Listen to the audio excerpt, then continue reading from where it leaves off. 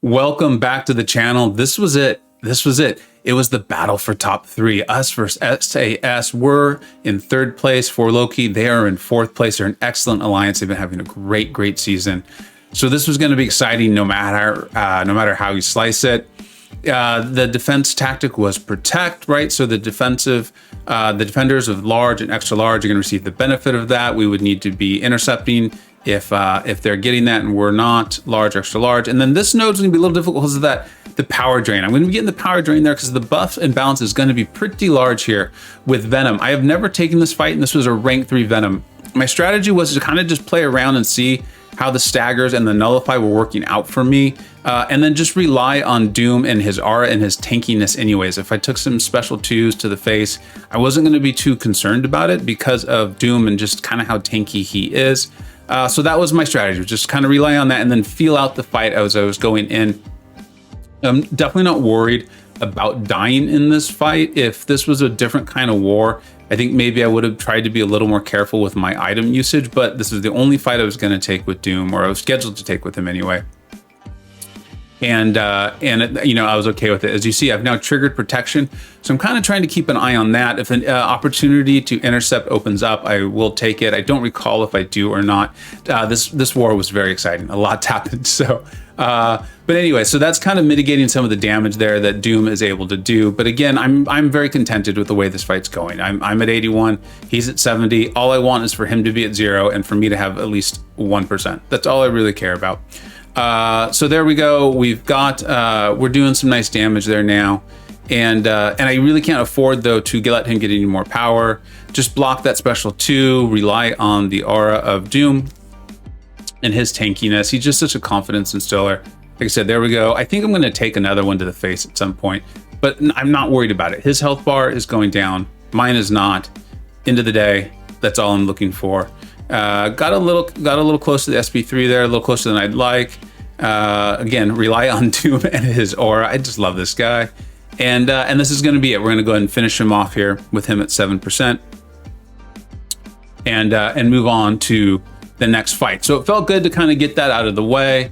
Like I said, I was never nervous in this one, just more nervous in general for the war, right? Nervous isn't really even the right word, just more excited. In all the years I've played this game, I have never finished in the top 3. I finished 4th multiple times. Like one war outside of 3rd quite a few times, you know, 5th, 6th, 7th, 8th, whatever, but just a win away would have been. So continue on that buff and balance power drain, blood in the water. We're going up against Warlock. He's going to start off with the buff, and I'm not, right? So he's going to be power draining me, which means I'm going to be degenning. I did remove willpower and things like that, just in case. Like, this was the war to go, you know, no unit spared. There's no reason to do that, to hold on for anything. You know, we're gonna get 2 weeks off here. So boosted big, used everything here. And we talked about this, I think, again in the last war. I will link that. But I have spec'd into Pacify. I believe it's Pacify, which lowers the ability accuracy by 30% of the defender while they are stunned. It's a metal champion, and so as a result, Magneto is lowering his ability accuracy by 70%.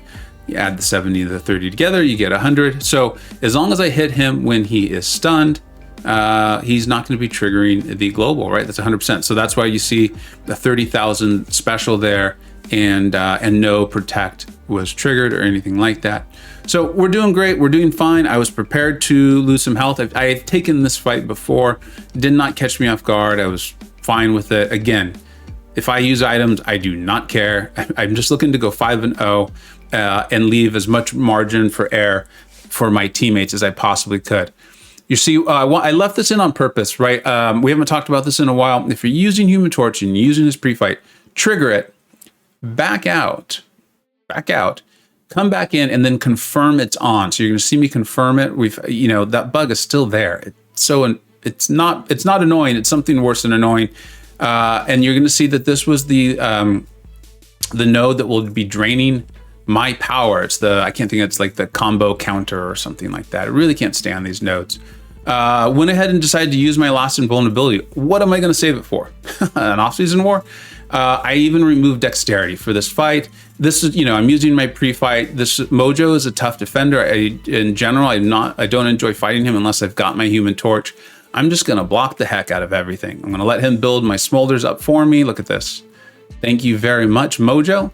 And I don't care about the node because I don't need to throw specials. The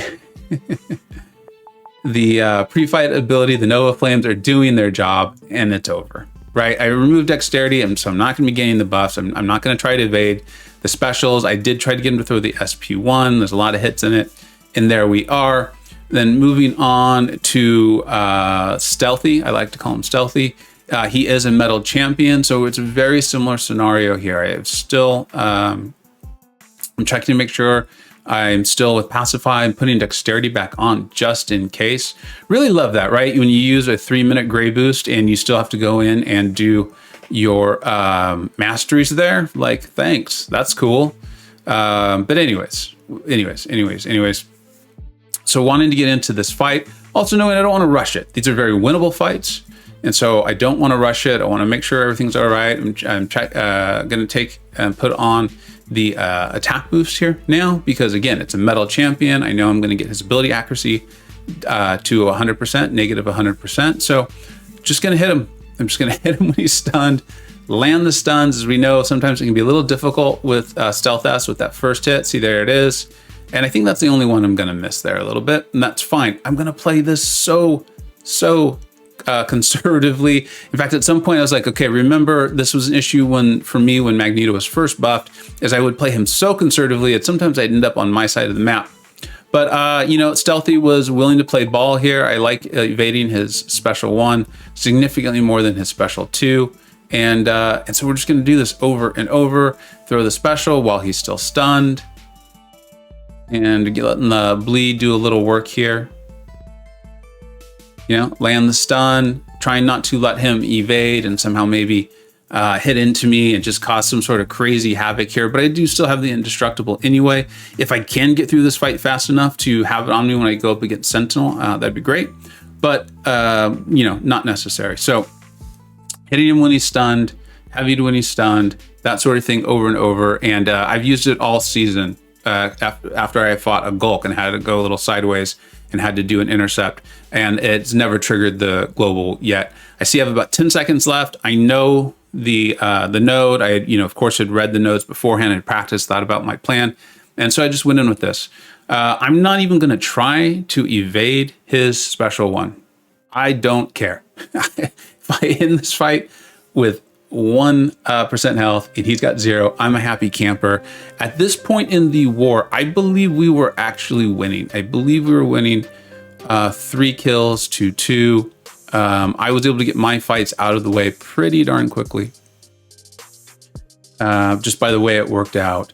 And you know, stuff just happens, right? You know, SAS is good. They've got a great defense. They do a great job of planning that defense, and we fell behind. We fell behind pretty bad. And by the time I was going to bed, it did not look good. I think we were down like 3 deaths. We were up on kills by only a handful.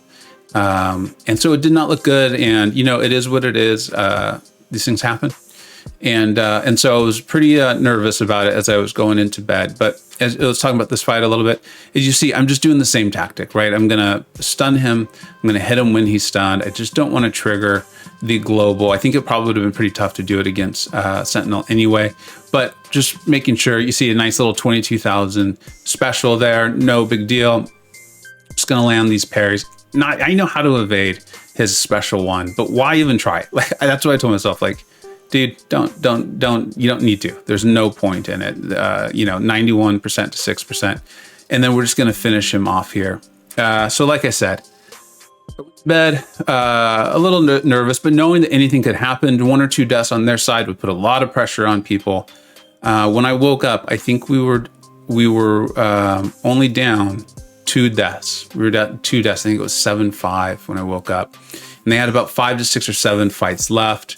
And there's just so much pressure on those. And someone did die. And then sure enough, another person did, to bring it to a tie, which is where it actually stayed. It was crazy. A lot of us were just watching I know I was watching my phone and chatting it through with some people. I was trying to get some stuff done in the morning.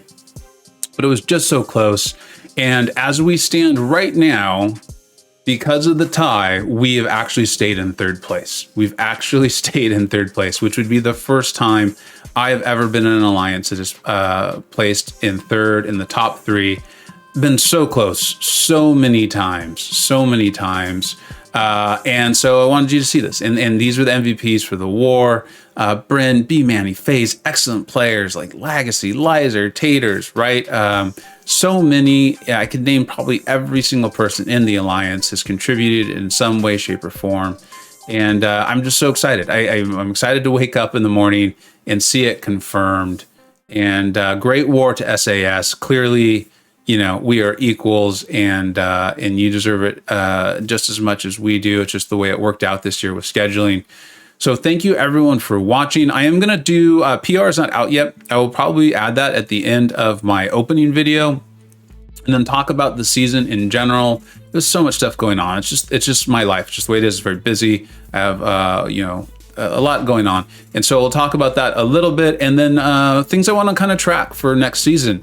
I think it'd be really interesting to track the attackers that I bring in, and the variety of them, and the nodes that I take, and then also how my defense did. I got a lot of questions on that, and my defense definitely got significantly more kills than I had deaths.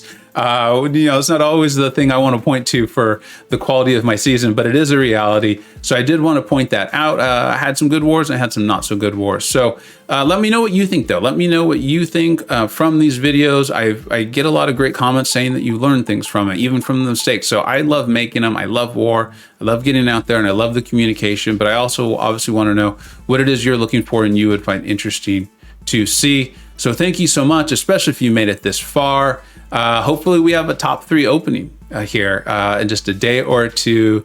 Congratulations to Guardians of the Stone for Loki and all that good stuff. Take care. I hope you either learned something, were entertained, or even better, a little bit of both. Don't forget to like, subscribe, and follow on Twitter at Vega Gaming 583. Thanks so much for watching. Take care.